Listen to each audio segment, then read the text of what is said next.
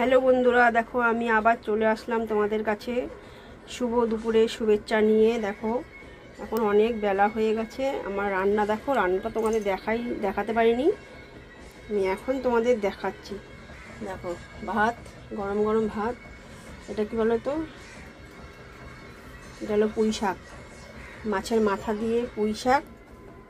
এটা হলো চাটনি, এটা হলো পেঁয়াজ আর শসা, আর এই যে মাংস। দেখো আমি একটু কষা কষা মাংস করি, বেশি ঝোলমোল খায় না, একটু কষা কষা হয়েছে মাংসটা। দেখো আজকে আমার এই দুপুরের মেনু কেমন হয়েছে তোমরা কমেন্ট করে জানিও। ভালো লাগলে একটা লাইক করে পাশে থেকো। আমার আজকে সব কাজ শেষ, দেখো কাজবাজ শেষ, এখন আমি খেতে বসবো। চলো,